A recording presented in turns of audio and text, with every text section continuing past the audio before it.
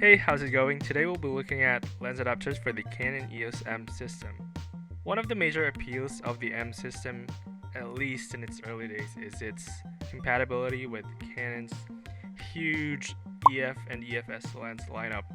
And this is achieved through the use of an adapter that Canon offers as a part of a bundle, or if you're purchasing it separately, it will set you back for a hefty price tag of $199 or $127 refurbished from Canon USA's website.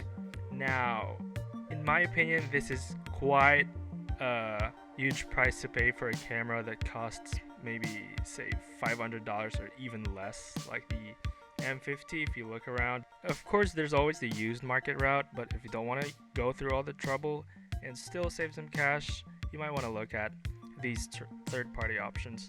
The first one we'll be looking at is the Yongnuo and then the Fotodiox, and then we'll compare both of these with Canon's own, and we will be comparing them in terms of their price, their build quality, and their AF and IS compatibility. The lenses I will be using are the EF 50mm 1.8 version 1, so this is the very old lens, and then for the EFS I'll have the 10 to 18mm wide angle lens. Let's lay the prices down in a table so we can see what we're dealing with. Stated before, Canon's adapter is priced quite high, which isn't unheard of for OEM products. And then Fotodiox is the cheapest at $39.95, and Yongnuo isn't that far off at $54. One thing to note is that it's quite hard to get a hold of the Yongnuo in the US from major stores like Amazon, B&H, or Adorama. And actually I found this on eBay, and the Fotodiox is from B&H. None of these come with anything fancy, anything extra, except for the Yongnuo, which goes with a pouch, and they all have removable tripod foot, which are unfortunately non-interchangeable. This build quality comparison will purely be subjective. They all seem to be made of metal, stainless steel probably, but I have no way of scientifically comparing each and every bit of them and how they'll hold up over a long period of time. So just take it as it is.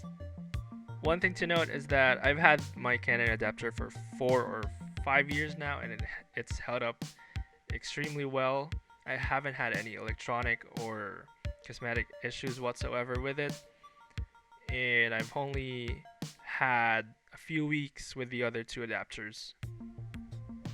The Canon adapter fits snug with every M body that I tested it with, while the other two are loose fitting, especially the Fotodiox one, and you can actually hear it rattle. On the EF side of things, Canon is smooth, no complaints, while the other two, their electronic contacts seem to grind too much with that of the lenses. And this is especially the case with the Fotodiox one, which kind of annoys me as much as it scares me, because that might actually damage the electronic contacts on the lens. In terms of AF and IS, they all work, but with varying levels of performance according to my limited testing and small lens test size. And again, Canon performs the best. Yongnuo sits somewhere in the middle, while the Fotodiox,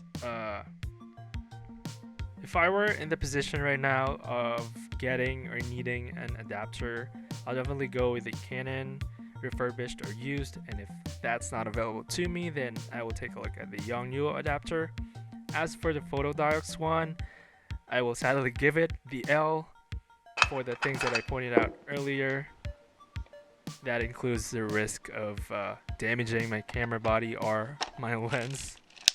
Now, the observations that I have might be exclusive to the units that I have, and if your experience is different, please do share them in the comments. I'd love to hear about them and maybe shine a different light on these adapters. If you have any questions with the gear that I used in this limited testing, or if you want a detailed look on any one of them, let me know it down in the comments below.